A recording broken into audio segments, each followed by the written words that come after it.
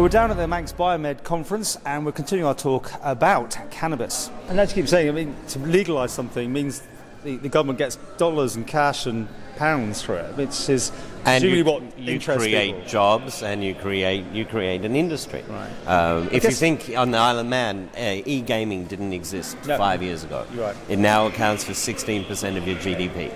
I go back to the craziness thing because my only was a stag do in Holland, Amsterdam, and crazy. I mean, like it wasn't for me, but you give it a go, don't you? Isn't it a danger? Legalization makes more people try it. But that's the thing.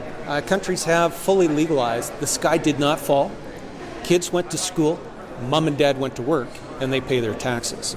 And it's not a never-ending societal collapse. In fact, it's the opposite.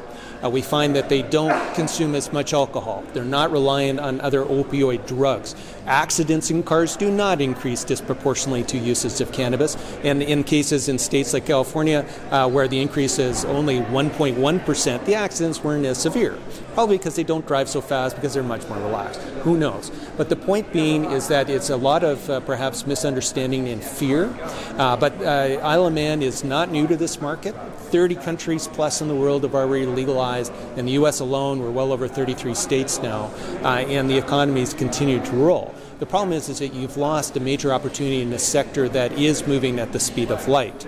And in terms of value of product itself, it's unlike any other commodity being produced on Isle of Man today, with the exception of your high component parts, whether that's aerospace or whether that is for other safety technologies. So it is an opportunity that I would quite honestly say cannot be missed. We could talk about this all day, it's fascinating, but one thing, I mean, get clear, medical cannabis, you get prescribed, that's one thing, but a free-for-all, the Chief Constable says here, it cannot happen here without the UK doing it because we have no customs agreements. You accept that. We cannot lead the way on decriminalising. Well, you can lead the way because the technologies exist now to be able to track every gram and track every penny.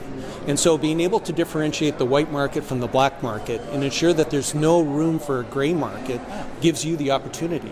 Now, you're on an island with a limited population, and with the technology that currently exists, you can put that into control.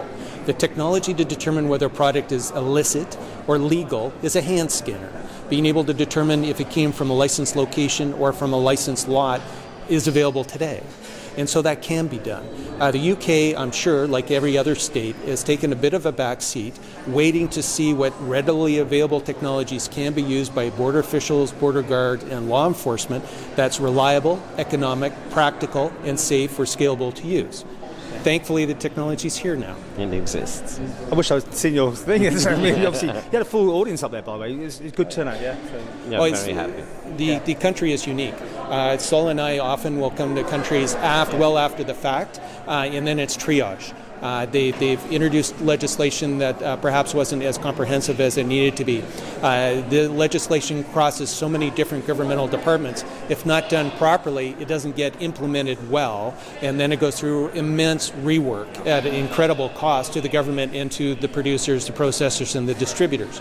Isle of Man is taking the right approach. It has an opportunity to leapfrog other countries by taking the best pieces of existing legislation and putting it all together into one act that would work very well. Hey, we watch this space with interest. Thanks, gentlemen, very much. My pleasure. Thank you very much.